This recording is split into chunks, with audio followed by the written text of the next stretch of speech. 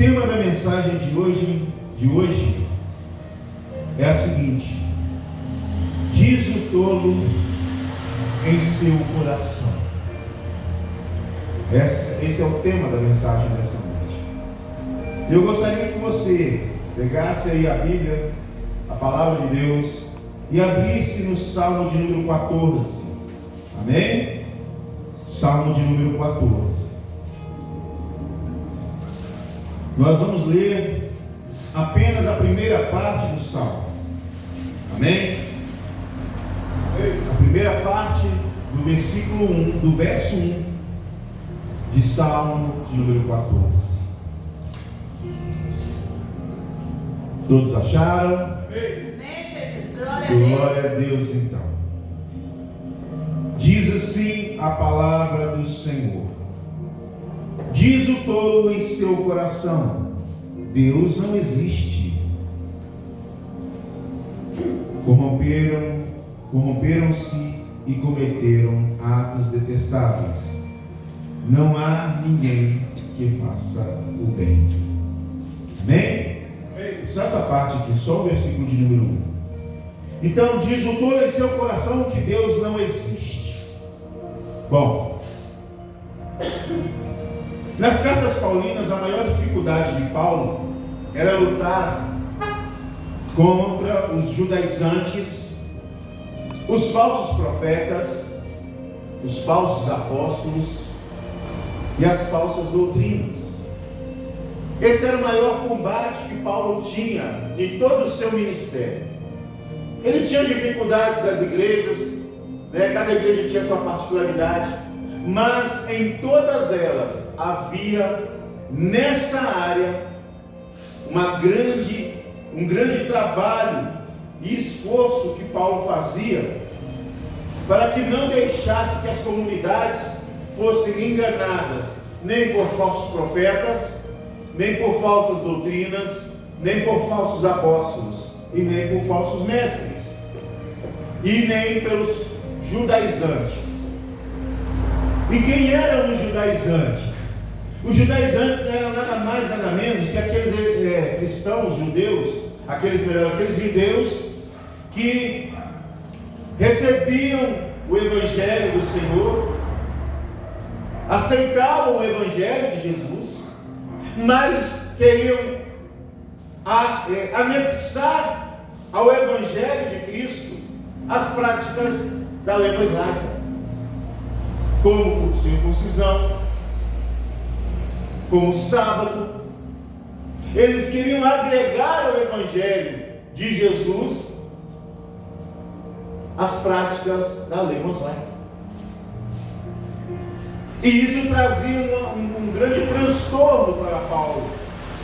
Por quê? Porque o jovem que aceitava, o jovem convertido, eu digo, não na idade, mas no Evangelho, aqueles que chegavam a receber as boas novas, eles também eram convidados a praticar os comportamentos e aquelas práticas da lei de Moisés.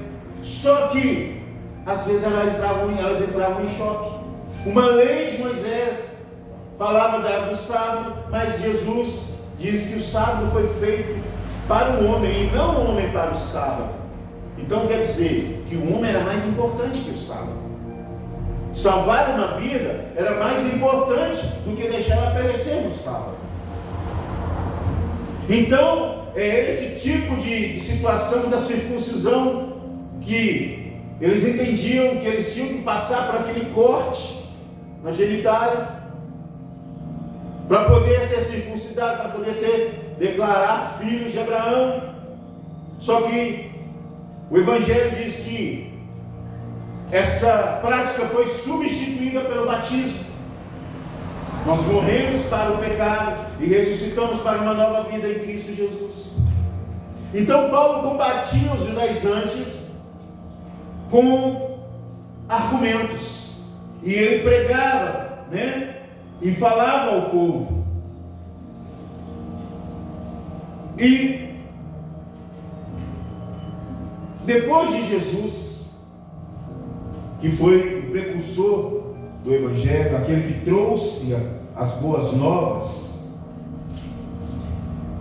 Paulo foi o mais frequente e o maior apologeta que o Novo Testamento teve registro. Pastor, o que é um apologeta? Quem está querendo fazer seminário, ou quem estudou o seminário, sabe o que é um apologeta. O apologeta, segundo o dicionário, é quem defende, explica ou elogia algo, algum comportamento, ideologia, doutrina ou obra literária ou artística. O apologeta, em resumo, é aquele que defende e explica a doutrina do Evangelho, a doutrina da Bíblia, e é chamado de apologeta do cristianismo, ou somente apologeta. Então, o apologeta é aquele que defende o Evangelho, ele sabe argumentar a favor do Evangelho. Quando vem alguém trazendo uma doutrina que confronta o Evangelho, ele defende com argumentos, usando a palavra de Deus. Isso é um apologeta. E por que eu estou dizendo tudo isso, amados? Por que eu estou fazendo esse pano de fundo para a igreja? Nos últimos anos tem se tornado cada vez maior o número de pessoas que têm se levantado para tentar mudar aquilo que Deus criou e estabeleceu. Não só tem tentado mudar, mas também a negar a existência do próprio Deus. Por isso, nós como cristãos, como crentes em Cristo Jesus, como seguidores de Cristo, como cristãos, nós temos que nos preparar para podermos saber defender o Evangelho, argumentar baseados no Evangelho contra essas pessoas. E infelizmente, que tem crescido dentro das igrejas e tem surgido os pastores, profetas e igrejas com essa visão, a visão distorcida do Evangelho. Um dos exemplos que a gente pode trazer dessa nova visão que o mundo tem tido, ou que essas novas igrejas, essas novas doutrinas têm surgido no meio do povo de Deus, uma delas é negar a natureza biológica do ser humano. O que é que vem a ser isso? Segundo a ideologia que está aí, o homem e a mulher não existem. Não existe homem, não existe mulher. Esta ideia foi imposta por uma sociedade machista e opressora. Você escolhe o que você é. Essa é o novo pensamento. Você não nasceu nem macho nem fêmea. Você não nasceu nem homem nem mulher. Você escolhe o que você é. Isso é negar a existência biológica da natureza humana. Isso é negar aquilo que Deus criou. A palavra do Senhor é bem clara. Deus criou o homem à imagem e sua semelhança. Macho e fêmea os criou. Então essa nova doutrina está negando que Deus existe e está negando a existência da nossa natureza biológica. A resposta para essa ideia, nós como crentes em Cristo, como cristãos, como seguidores do nosso Senhor Jesus Cristo, deve ser esta: se eu escolho ser o que eu quiser, por que biologicamente eu continuo com todas as minhas características do gênero em que eu nasci? É verdade, pai. Se eu posso ser o que eu quiser, se eu quiser ser um cachorro, por que quando um cachorro late eu não sei o que ele está dizendo? Se eu posso ser o que eu quiser, por que se eu correr daqui, pular daquele barranco ali, eu não saio voando. Não é o que eu quero ser? Não é o que eu quero, o que eu desejo ser que manda? Por que eu não consigo voar então? Se o que eu sou é aquilo que eu quero ser, não aquilo que Deus criou em mim. Não foi isso que Deus fez comigo aqui.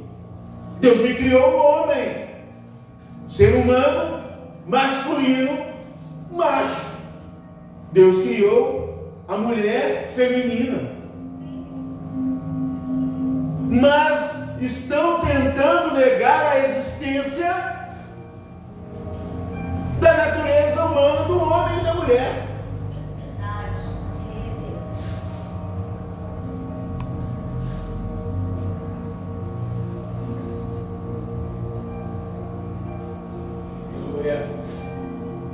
Se eu decido ser, como eu disse, um cachorro, por que quando um cachorro late eu não entendo o que ele fala? Se eu decido ser qualquer outro animal, por que eu não consigo fazer o que aquele animal faz? Pasme, tem gente que mudou o seu corpo, tatuou, sei lá o que a pessoa fez para ser um dragão. A pessoa se sente um dragão. Verdade. Então ela fez coisas no seu organismo, no seu corpo, para se sentir um dragão. Tem gente que se sente um cachorro, fez uma fantasia de cachorro e anda com o cachorro, com um ser humano levando ele para onde que ele quiser ir. Verdade. Mas aí eu pergunto, se essa pessoa se sente um cachorro, por que ela não come comida de cachorro? Se ela se sente um cachorro, por que quando o outro cachorro chega perto dela e começa a latir, ela não entende o que o cachorro está dizendo? Não, ela se sente. Aquilo que eu sinto me torna. Não é verdade? Segundo a ideologia que está aí hoje, o que eu sinto, o que eu quero ser, é o que importa. Então, se eu quero ser uma águia, eu posso sair correndo aqui, bater minhas asas e sair voando. Mas isso não acontece. Então, quer dizer, o ser humano está tentando negar aquilo que Deus o fez. É uma doutrina diabólica.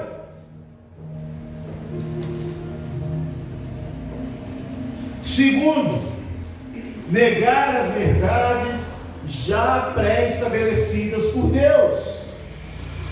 Deus criou todas as coisas e cada uma delas tem uma função. Cada coisa que Deus criou existe segundo um propósito pré-estabelecido pelo próprio Deus. E vem aí o tal do relativismo. O relativismo, eu andei pesquisando no dicionário, né? Porque eu sou ainda da época do dicionário, eu não sou dessa época do Google, né? Eu pesquiso no dicionário, depois eu vou para o Google para ver se bate alguma coisa. Porque até hoje, se você não ficar esperto, até nos dicionários eles já estão mudando a linguagem. Algumas coisas já estão perdendo o seu significado. Então eu fui ao dicionário e eu procurei a palavra relativizar. O que é relativizar? Relativizar trata-se tratar ou descrever uma coisa negando-lhe caráter absoluto ou independente, considerando-a, portanto, como de importância ou valor relativo. Nesta frase de explicação do que significa relatividade ou relativizar, o que mais me chamou a atenção foi 2 ou 3 palavras, que são negar o caráter absoluto.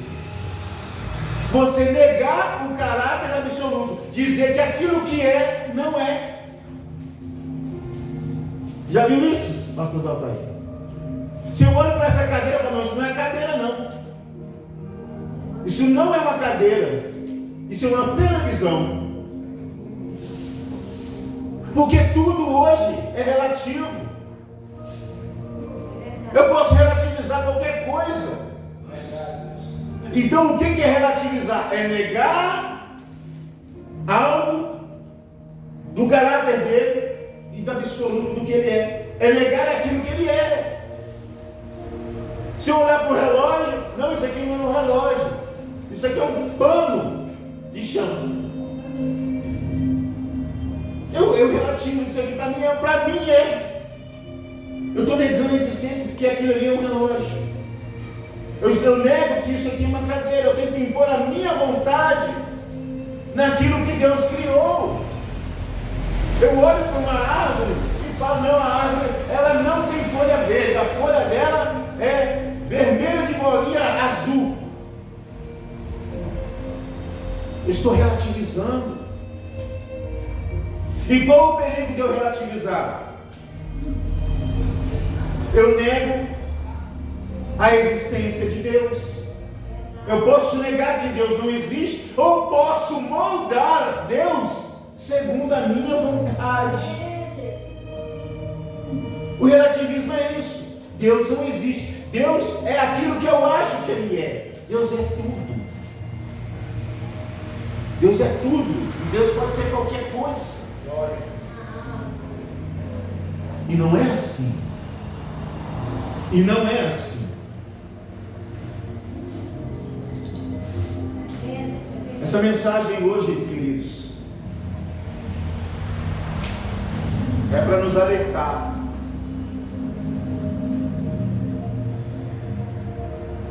O que eu vejo não é o que eu vejo, é o que eu acho que deve ser. Isso é relativizar as coisas. Alguns dizem que as coisas são relativas, que Deus não existe, que cada um de nós é o próprio Deus. Cada um de nós é um Deus. Ora, se Deus não existe, esse é um argumento que você deve perguntar para essa pessoa que relativiza tudo. Ah, tudo é Deus, e Deus é tudo. Se tudo é Deus, e se Deus é tudo, então Deus não é nada. Porque Deus pode ser tudo, mas também pode ser nada. E se Deus é nada, por que eu quero ser aquilo que não existe? Se Deus não existe, por que eu quero ser aquilo que não existe? Tem muitos que dizem que Deus não existe. Se Deus não existe, por que eu quero ser aquilo que não existe?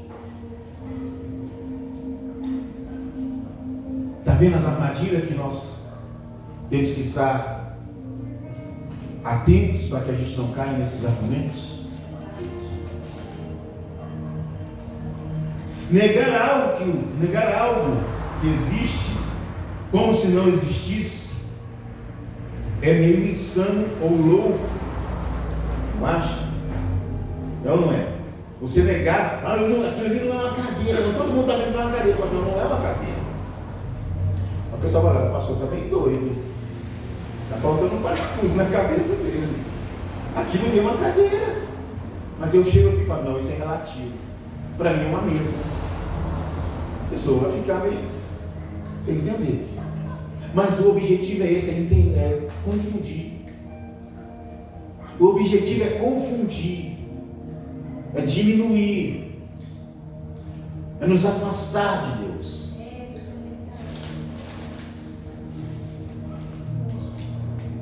E para defender essa ideia, eles criam filosofias e pensamentos, cada um mais mirabolante do que o outro. E eu fico pensando, às vezes eu começo a falar sozinho, gente. Às vezes eu estou lá na minha empresa, lá no serviço lá, e aí de noite eu vou fazer minha ronda, e aí eu começo a falar sozinho comigo mesmo. Começo a expor um assunto, eu falo um assunto e eu começo a debater com aquele assunto. O pessoal pode achar que a gente é doido, né? Mas isso é interessante porque eu começo a argumentar comigo mesmo. E eu proponho até um desafio. Quem aqui acha que o fogo queima? Quem já queimou a mão? Sim.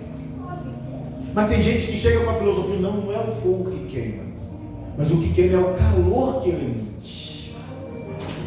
Né? Vem com aquela conversa, né? Aquela explicação, aquelas palavras difíceis. Não, o fogo não queima, o que queima é o calor que o fogo emite. Olha que chique. Né? Isso aí, João. Olha só que interessante. Aí eu proponho. Fogo queima, sim ou não? Beleza. Se fogo queima.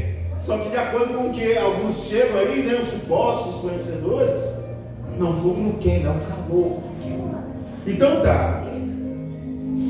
Aí vem os pseudos entendidos e dizem assim, não, fogo não queima, é o calor, e aí blá blá blá blá blá blá blá blá. Aí eu vou perguntar para você, da mesma forma que com o que está acontecendo há milhares de anos, as pessoas vêm tentando criar algumas filosofias para tentar negar a existência daquilo que já existe. Então, eu falo, então, já que o fogo não queima, eu vou acender o isqueiro e você fica com a mão em cima dele. Aí eu duvido que um camarada, não, você falou que o fogo não queima. Então você deu o isqueiro e você fica com a mão em cima do isqueiro para ver se ele queima ou não. Aí você vai falar se é relativo. Não está queimando minha mão, não. Eu só estou sentindo calor. Mas duvido que permaneça com a mão lá em cima. Né?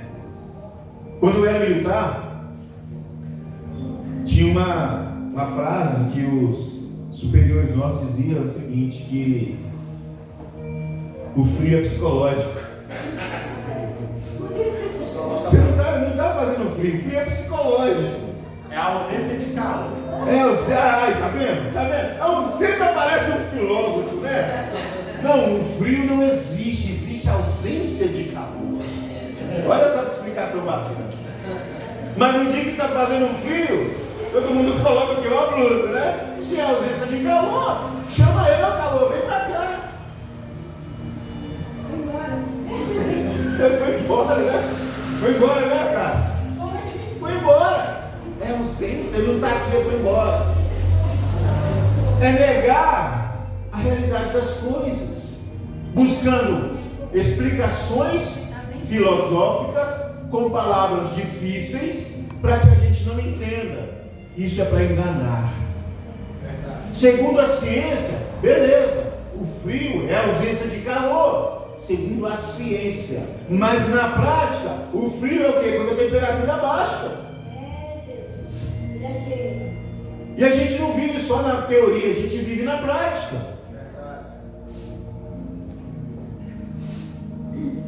A teoria a gente deixa para o campo das ideias. A prática você vivencia. A prática você vivencia.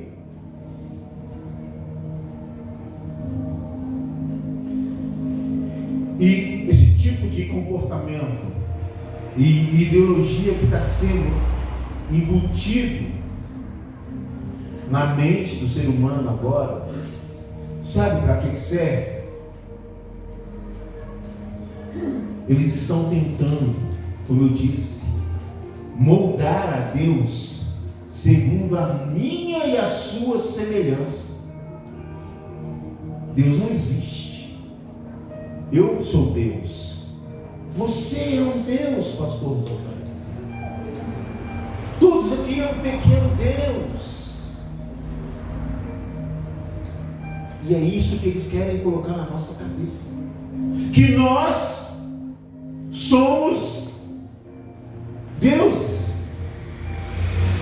Eles querem colocar na nossa mente e querem moldar aquele que nos criou a imagem da criatura que ele criou. Então querem pegar Deus e colocar Deus no lugar do homem e o homem no lugar de Deus. E com isso, e para isso Deus nos deixou a sua palavra. E eu quero que vocês acompanhem comigo a palavra do Senhor, Romanos capítulo 1, versículo de número 18. Para que nós possamos desmentir e para que nós possamos resistir a essa teoria, a essa filosofia e a essa argumentação barata. Romanos capítulo 1, a partir do versículo 18, nós vamos ler um texto um pouco extenso, mas é necessário que você entenda para responder, porque a palavra do Senhor diz que nós temos que ser obreiros aprovados, que maneja bem a palavra e não tem do que se vergonhar. Abra lá em Romanos capítulo 1, versículo 18. Todos acharam? Romanos capítulo 1, versículo 18, diz assim: portanto, a ira de Deus se revela dos céus contra toda a impiedade e injustiça dos homens, que suprimem a verdade pela injustiça. O que é suprimir? Diminuir a verdade, colocar a injustiça no lugar da verdade. Pois o que de Deus se pode conhecer é manifesto entre eles, porque Deus lhes manifestou. Pois desde a criação do mundo, os atributos invisíveis de Deus, seu eterno poder, sua natureza divina, têm sido vistos claramente, sendo compreendidos por meio das coisas criadas, de forma que tais homens são indesculpáveis. Essa é a resposta que temos que dar. Somente isso, pastor, não, ainda continua dizendo. No versículo 21 ele diz: porque tendo conhecido a Deus, não o glorificaram como Deus, nem lhe renderam graças, mas em seus pensamentos tornaram-se fúteis, e o coração insensato deles obscureceu-se. Não é isso que está acontecendo hoje? O homem está substituindo Deus, está trocando a verdade pela mentira. Verdade. E ele continua, Paulo continua dizendo aos romanos, dizendo-se sábios, tornaram-se loucos, e tornaram a glória de Deus, trocaram a glória de Deus imortal, por imagens feitas segundo a semelhança de homem mortal, bem como de pássaros, quadrúpedes e répteis.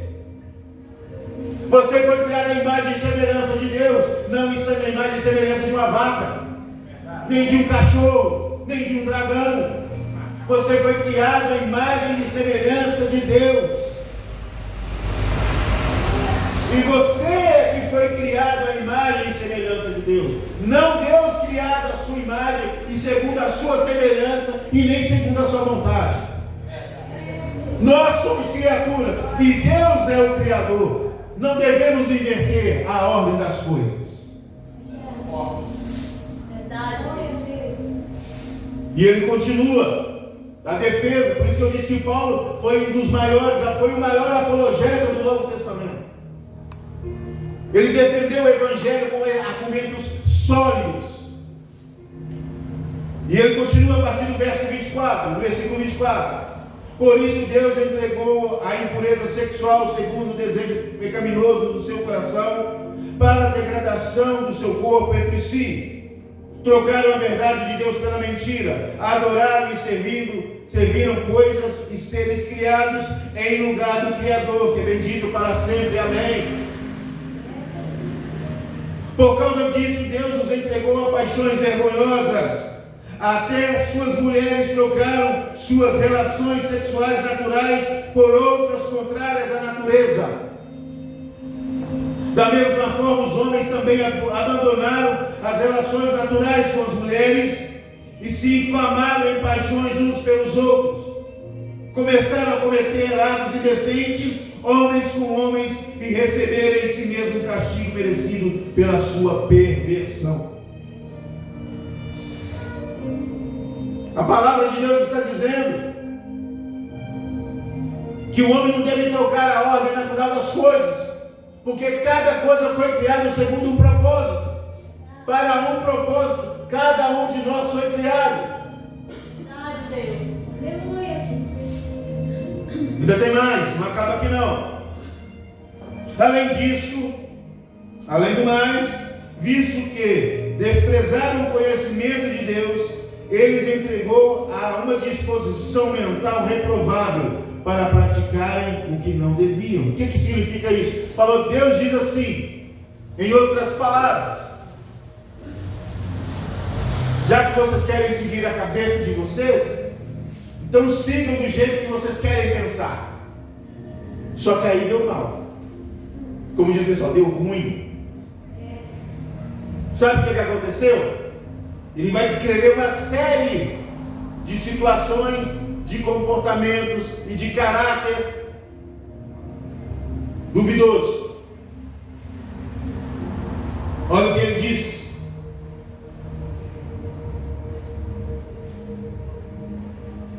Deus, ele entregou a uma disposição mental reprovável para praticarem o que não deviam. Versículo 29. Olha o que é a consequência disso, do homem pensar por si próprio.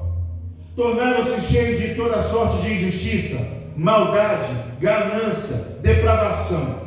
Estão cheios de inveja, homicídio, rivalidade, engano e malícia. São bisbilhoteiros, caluniadores, inimigos de Deus, insolentes, arrogantes, presunçosos, inventadores de maneiras de praticar o mal. Desobedecem a seus pais, são insensatos, desleais, sem amor pela família e implacáveis. Quando o homem pensa por si só, é isso que ele se torna. A cabeça dele fica pensando nisso. E ainda continua: embora conheçam um justo decreto de Deus, de que as pessoas que praticam tais coisas merecem a morte, não somente continuam a praticá-las, mas também aprovam as que praticam. Então, Paulo está dizendo que esse comportamento merece a morte. Eu não quero dizer aqui que pessoa que seja isso, ela tem que morrer, mas ela vai um dia, ela vai morrer, porque todos nós vamos morrer um dia. Verdade. E nós, cada um de nós, havemos de prestar contas a Deus por esse comportamento. No dia que eu morrer, se eu estiver enquadrado nessas situações aqui, Deus vai dizer para mim: qual foi o seu comportamento? O seu comportamento lá na terra foi esse. E a morte aqui pode-se entender morte espiritual, porque quando eu pratico esse tipo de coisa, eu não sinto mais Deus na minha vida, eu não sinto mais a presença de Deus na minha vida. Por quê? Porque eu abandonei a Deus, eu me coloquei no lugar de Deus. Então aí eu começo a agir segundo a minha mente, segundo o meu caráter, segundo os meus pensamentos. E aí eu começo a fazer uma besteira atrás da outra. E sabe qual é a consequência de praticar esses atos? Eu estou cometendo o quê? Pecado. E se eu cometo pecado, o que a palavra de Deus diz? O que é o salário do pecado? A morte. A morte física? Às vezes sim, porque se eu sei que eu vou adquirir uma substância e aquela substância vai me matar um dia, eu estou me matando fisicamente, mas essa substância também, essa prática, ela pode me matar espiritualmente. E qual é essa morte espiritual? O total afastamento da presença de Deus. Verdade. Eu nunca mais na minha vida sentir a presença de Deus. Em outras palavras, eu vou estar no lago de fogo e enxofre, aonde não tem a presença de Deus, aonde o Espírito Santo não habita, aonde Jesus não se encontra. É dessa morte que o Senhor Deus quer nos privar. É dessa morte que o Senhor Deus quer nos tirar, quer nos salvar. É para este lugar que Ele não quer que nós vamos.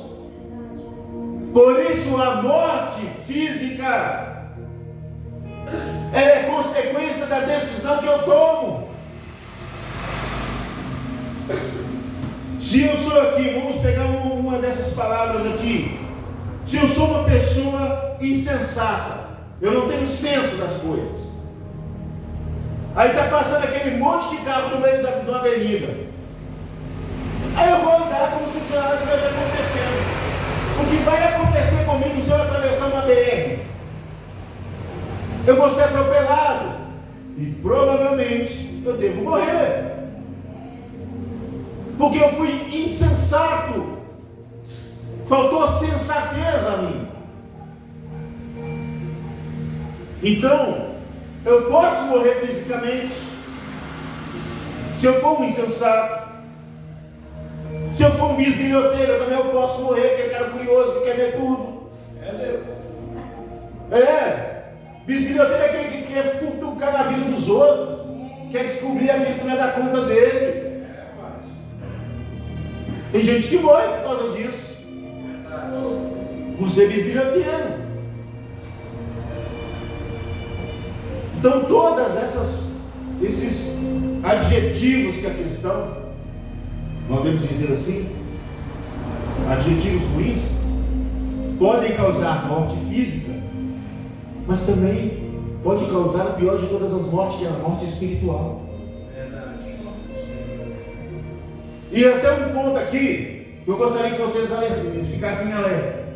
Até a morte espiritual, ela tem um prazo. E que prazo é esse, pastor?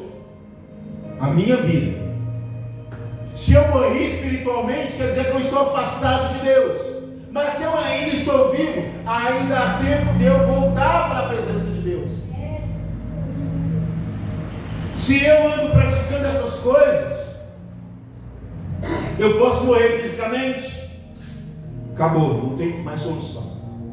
Mas se eu estiver praticando essas coisas e estiver morto espiritualmente, ainda dá tempo de me converter, de voltar para o Evangelho, de voltar a dar ouvidos a Deus, é a sua palavra, e assim eu voltar a aproximar de Deus, e voltar a ter vida, e vida em abundância em Cristo.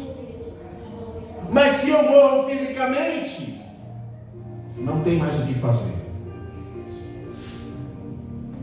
E se eu morro fisicamente, a minha vida espiritual também acabou. Acabou, não tem o que fazer mais. Não tem como eu voltar à vida e voltar e praticar o que é certo. Não tem como mais.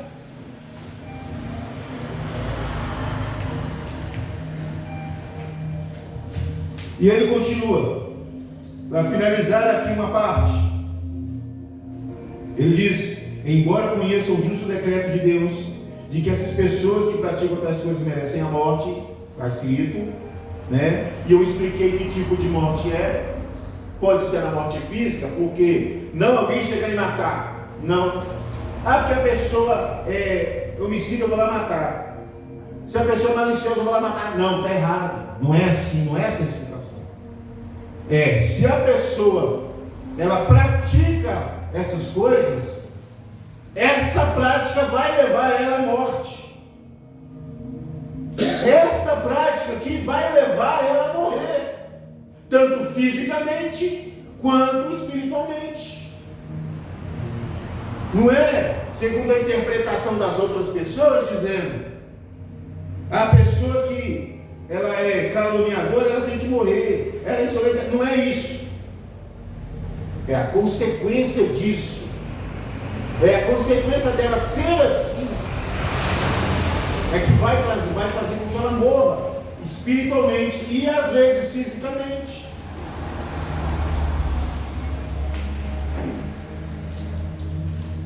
E não somente as que praticam, mas aqueles que concordam.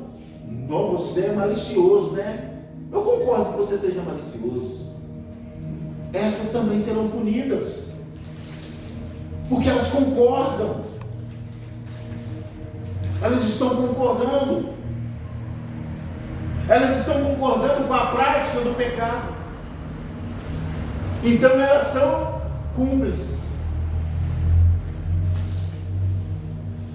E por que isso tem acontecido? Porque o homem tem cada dia mais se afastado da presença de Deus. E como ele tem se afastado da presença de Deus, então, pastor, ele tem negligenciado a palavra de Deus. Ele tem negado a palavra de Deus. Ele não tem mais buscado a Deus. Ele tem se colocado no lugar de Deus. Alguns dizem que a Bíblia tem que ser reescrita, porque ela está desatualizada. Eu li Romanos capítulo 1 aqui. O que está mais atualizado do que Romanos 1? Tudo que está acontecendo hoje está descrito aqui. Verdade. Como isso aqui tem que ser atualizado? Sabe por quê? Não é ter que ser atualizado. A palavra é atualizada. Mas o que está por trás disso é o quê? Não. A verdade é, isso aqui tem que ser reescrito de acordo com o que eu quero. Verdade. Não é atualizar a Bíblia. A Bíblia é atual. Ela é atual desde de mais de 2, 3 mil anos atrás. A Bíblia está mais atual. Ela é atualizada há 5 mil anos atrás. Jesus. Ela já é atualizada, ela já nasceu atualizada. Só que o homem está colocando a palavra atualizar, mas na verdade a palavra que tem que ser colocada aqui, na verdade, que eles não têm coragem de dizer, é que eles estão querendo adequar a Bíblia à sua vontade. Adequar a Deus, moldar a Deus segundo a sua vontade. É Deus. Não, isso aqui não é pecado. Não, Deus é amor. Deus é amor, mas Ele é justiça. Ele é fogo consumidor. Ele ama o pecador, mas Ele rejeita o pecado. E de que forma Deus rejeita o pecado? Tem uma palavra, tem um ato que Deus fez que mostra o tanto que Ele abomina o pecado. E qual é essa parte, pastor? Qual é essa frase? Quando Ele entrega o seu filho na cruz do Calvário, Ele se afasta de Jesus. E Jesus diz: Eloi, Eloi, lama sabachthani. Deus meu, por que me abandonaste? Deus abandona Jesus ali porque Jesus estava em pecado, carregando o pecado de toda a humanidade. Ele estava carregando o preço do pecado nas suas costas, no seu corpo. Ele estava carregando o preço do pecado. Por isso Deus se afastou. Porque Deus é tão santo que Ele não habita onde há pecado. A santidade de Deus é tão grande que nem o seu próprio filho Ele ficou próximo quando Ele estava carregando a culpa dos pecados da humanidade. Por isso Jesus sentiu a falta e a ausência de Deus, dizendo: Deus meu, por que me desamparaste? Por que me abandonaste? Por quê? Porque Jesus estava carregando nossos pecados. Esses pecados que eu quero agora relativizar. Esses pecados que agora que eu quero dizer que a Bíblia não tem que ser atualizada. Porque eu cometo esses pecados. Então, por eu estar cometendo esse pecado, eu não quero a responsabilidade desse pecado em mim. Já que eu sou ladrão, se eu sou corrupto, eu tenho que inventar uma palavra, um jeito de trazer a corrupção e fazer com que ela seja normal, com que ela seja aceita. Então eu estou mudando as verdades para uma mentira. Eu estou querendo atualizar a Bíblia para me viver na minha vida de pecado, de devassidão, e não ter culpa de nada disso. É isso que essas novas igrejas, esses novos pastores estão querendo. Eles estão querendo viver uma vida de pecado, de promiscuidade, estão querendo viver uma vida de devassidão. Mas como a Bíblia condena, nós temos que mudar a Bíblia, adequar a Bíblia ao meu pecado. Eu não tenho que usar a Bíblia para me limpar do meu pecado. Eu quero usar a Bíblia para me vestir do meu pecado. É isso que eles querem fazer. Mas é isso que Deus reprova. Aleluia, Jesus. É isso que Deus reprova. Porque Ele não mudou, e o homem tem mudado a verdade de Deus em mentira. querendo mudar a Bíblia, querendo encher de filosofia a palavra de Deus. E infelizmente muitos crentes têm seguido esses homens, têm seguido as suas práticas pecaminosas, os seus pensamentos pecaminosos. Já que eu sou pecador, já que eu gosto do pecado e eu não tenho força para largar, já que eu gosto de pecar, eu tenho que dar um jeito de justificar o meu pecado na palavra de Deus. Então Deus é amor. Deus é amor. Eu posso pecar, mas Deus vai me perdoar, porque Deus é amor.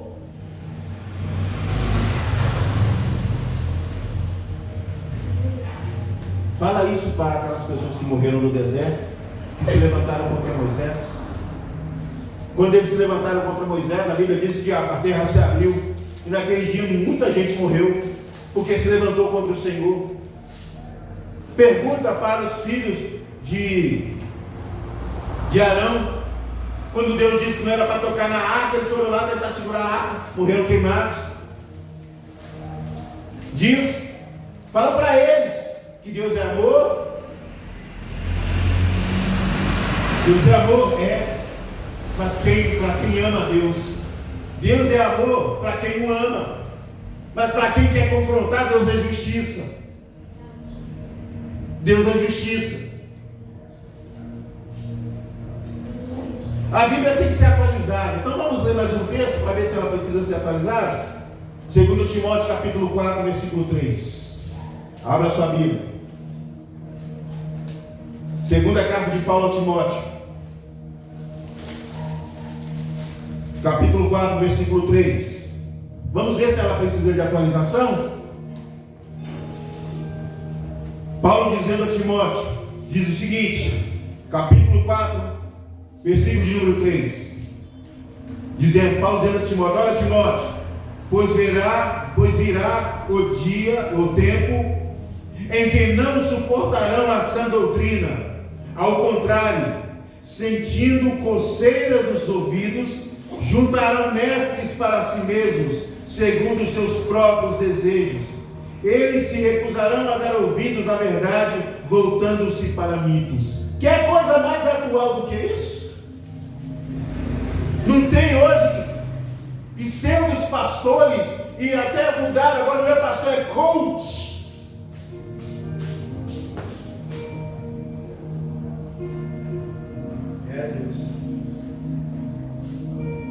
Eles não querem saber da sã doutrina, não. Eles não querem saber da verdade. Eles não querem ser confrontados com o seu pecado. Eu sou confrontado todo dia com o meu pecado quando eu vou à palavra de Deus. E eu dou graças a Deus pela misericórdia de ser confrontado pelo meu pecado todo dia que eu vou à palavra dele. Porque ele me mostra que eu estou errado. Eu preciso da presença dele. Eu preciso da ação dele. E eu sou totalmente dependente dele. Não é Deus que depende de mim, é eu que dependo dele.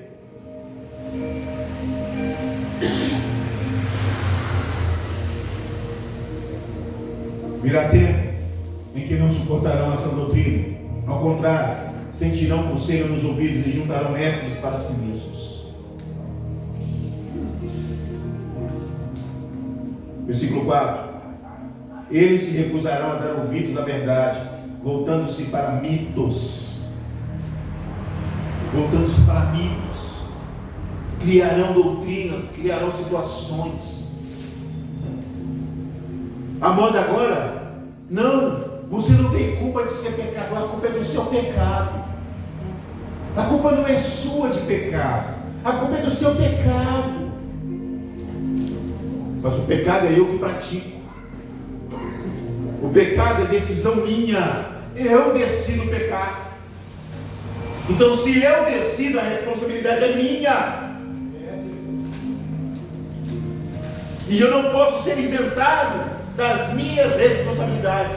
E o que acontece hoje é que o homem quer viver pecando, quer viver na bagunça, mas ele não quer o resultado da prática. Ele não quer ser cobrado da prática que ele pratica. Se ele é um pornográfico, ele pode se tornar um pedófilo. mas ele não quer ser responsabilizado por isso. Se eu sou uma prostituta, eu não quero ser responsável. O pecado é uma doença sexualmente transmissível. A palavra de Deus está dizendo isso, gente. O homem está pecando com força. Só que na hora que vem as consequências, ele não quer ser responsabilizado. A culpa é do meu pecado. Mas quem pratica o pecado é você. Quem comete é você. Quem vai atrás do pecado é você. E quem será responsável pelo pecado, pelo ato que você cometeu, é você.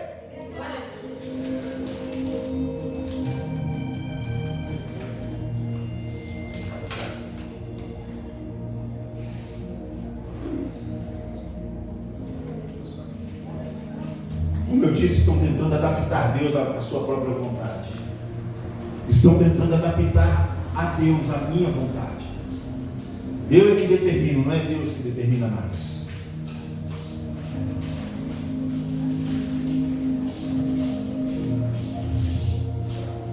Estão tentando mudar as palavras da Bíblia, deturpá-la e o que está escrito nela.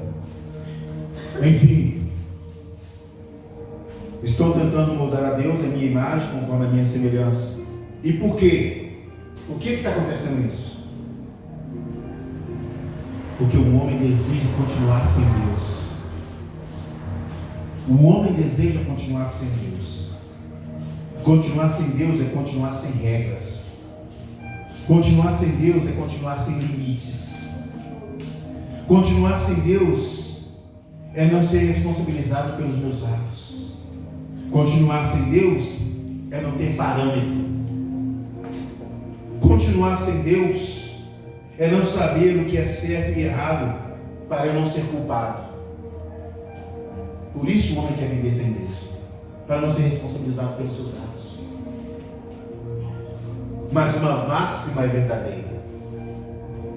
Por mais que o ser humano queira um dia, queira ou não, um dia ele terá que prestar contas a Deus. Queira ele ou não, crendo em Deus ou não, vai ter um dia que Deus vai chamar ele. Vamos ter uma conversa nós dois aqui. Sabe o que vai acontecer? Aí ele vai ver que Deus existe. Vendo que Deus existe, ele vai experimentar a ira de Deus. E aí ele vai ver que Deus não é só amor, ele é fogo consumidor. E a justiça dele é perfeita. Não é igual a nossa justiça, cheia de falhas. A justiça de Deus é perfeita. Ela não erra.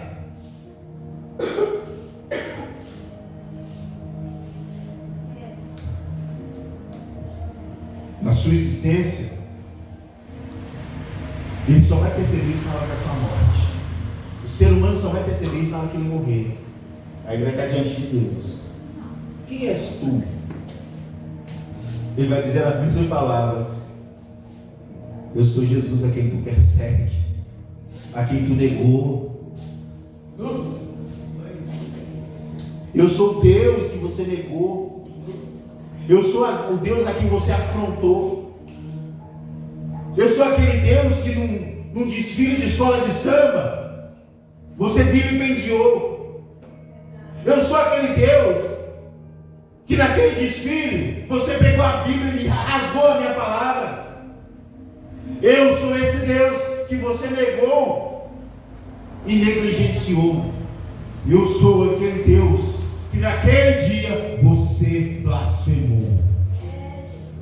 É isso que Jesus vai dizer para eles. E eu não quero estar no meio deles. Eu gostaria que vocês também não estivessem.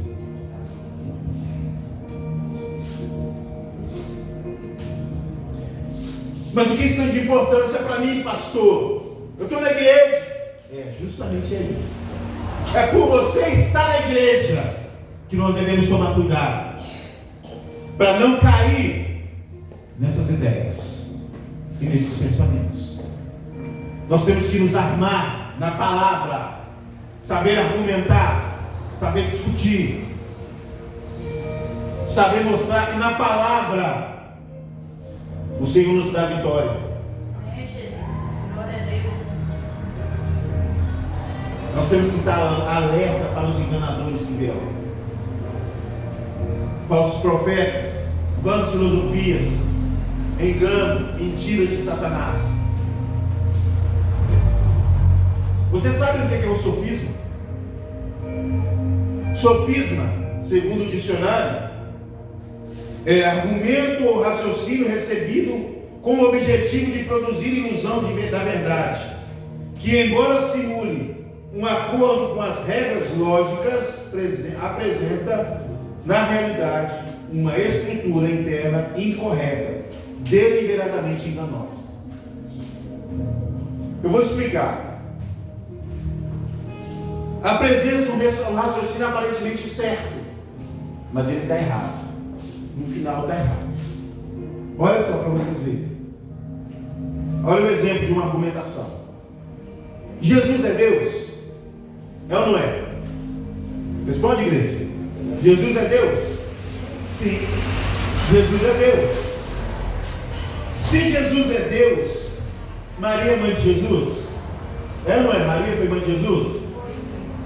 Então logo Maria é mãe de Deus. Parece lógico, não parece? Jesus é Deus. Jesus é filho de Maria. Logo Maria é mãe de Deus. Parece lógico, mas está errado. Mas está errado. Me prova, pastor, que está errado. João capítulo 1. João capítulo 1 diz assim: no princípio era o verbo, e o verbo estava com Deus, e o verbo era Deus. Ele estava no princípio com Deus. Todas as coisas foram feitas por intermédio dele, e sem ele nada do que foi feito se fez. A vida estava nele, e a vida era luz dos homens. Quando Deus estava fazendo todas as coisas, Jesus estava lá também.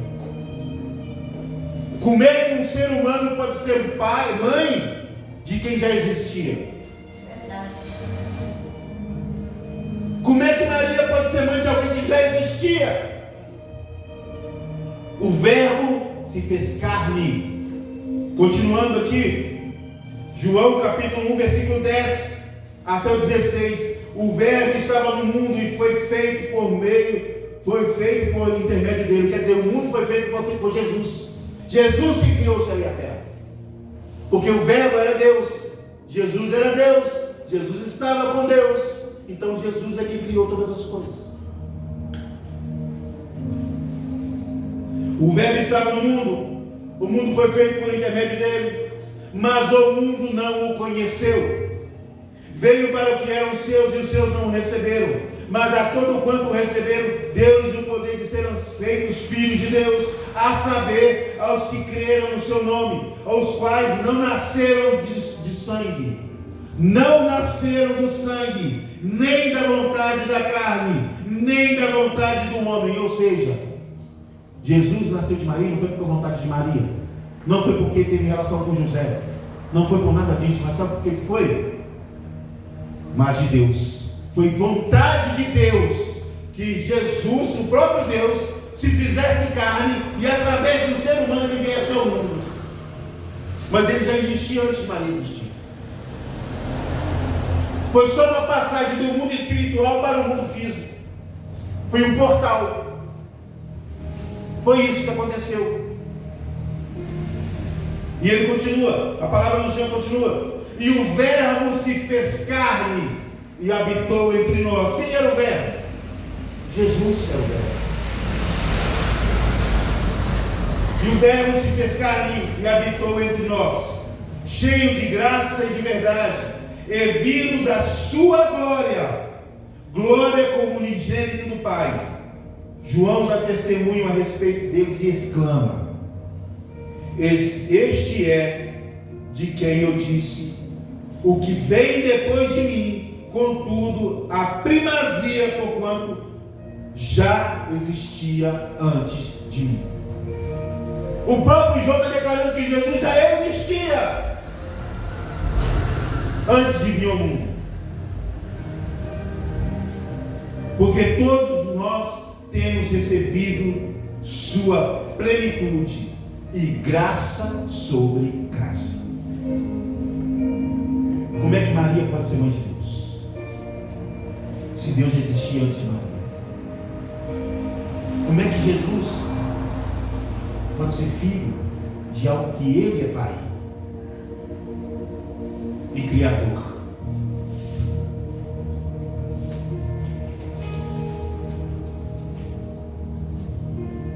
Nós estamos vendo alguns supostos homens, e pastores, intelectuais, denominações religiosas, surgindo com falsas doutrinas, filosofias, conceitos a respeito de Deus, de Cristo, do Evangelho e da Bíblia.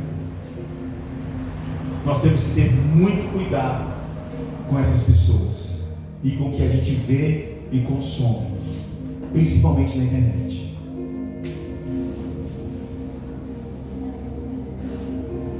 E eu não vou responder mais nada.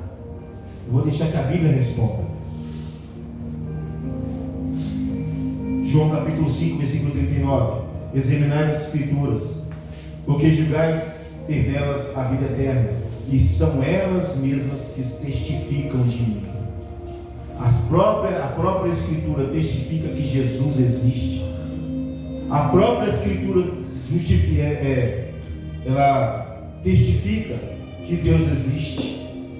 A própria Escritura justifica e determina que Deus criou todas as coisas. Elas é que testificam. Não sou eu, não é você.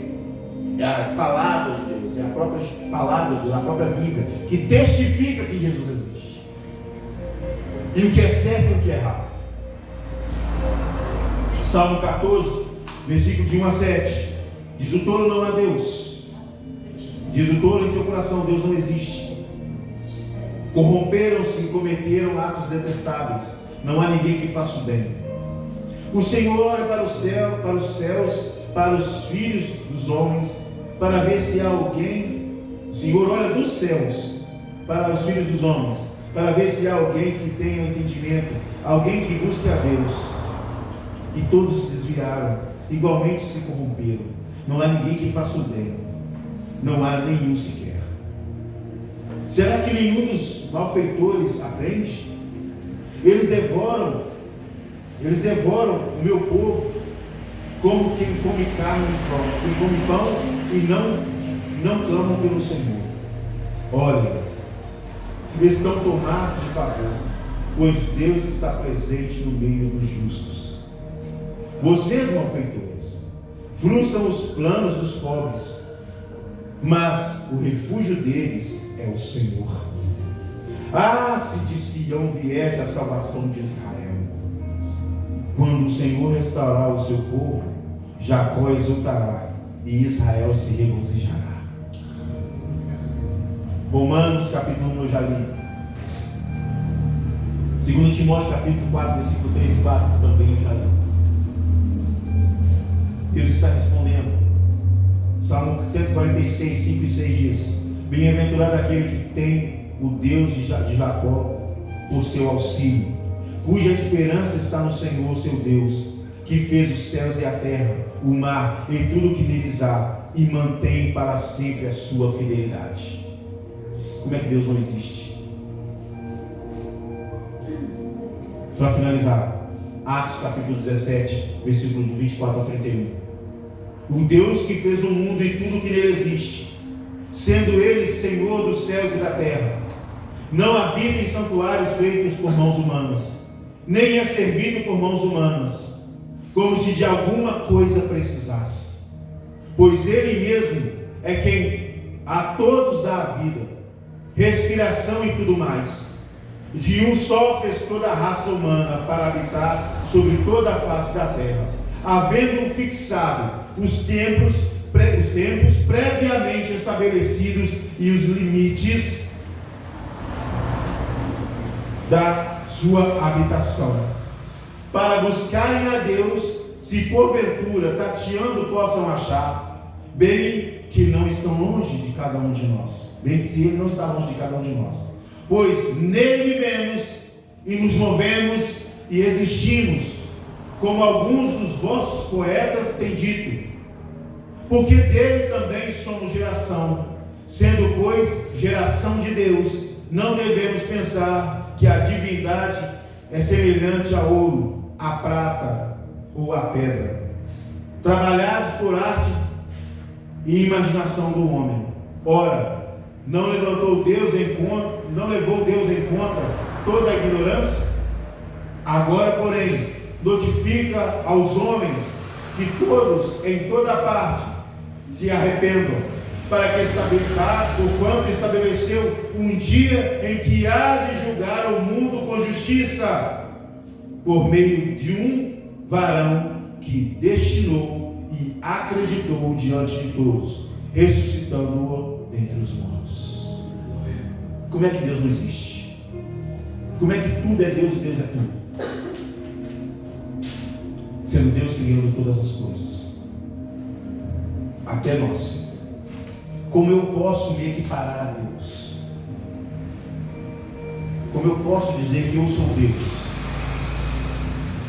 se eu não posso acrescentar um dia na minha vida e nenhum fio de cabelo a mais na minha cabeça? Não se deixe enganar por essas filosofias vãs. Não se deixe enganar por palavras bonitas, porque aquilo que o homem plantar, isso também se fará. Amém? Que nós possamos meditar nessa palavra e que Deus nos abençoe nesses dias. Feche os teus olhos, vamos orar. Senhor meu Deus, em nome de Jesus pedimos ao Senhor perdão pelos nossos pecados, pelos comportamentos inadequados que temos cometido, pelas falhas que temos causado. Pai, pedindo ao Senhor graça e misericórdia. Perdoa nossas transgressões e nossos pensamentos vãos e errados. Ensina-nos, ó Deus, a viver uma vida reta e santa na Tua presença. Ensina-nos a obedecer a Tua palavra e a oferecer sacrifícios de louvores ao Senhor. Ensina-nos, ó Deus, a viver uma vida reta diante do Senhor, e que nós não venhamos ser guiados por nossas mentes, mas pela Tua palavra. Ensina-nos, Senhor, a orar. Ensina-nos, Senhor, a ler a Bíblia, a buscar a Tua presença, a ter comunhão contigo. Ensina-nos, Senhor, a ser filhos. Toma nossas vidas e molde segundo a Sua vontade, segundo o Teu querer, e não segundo a nossa vontade, não segundo o nosso querer.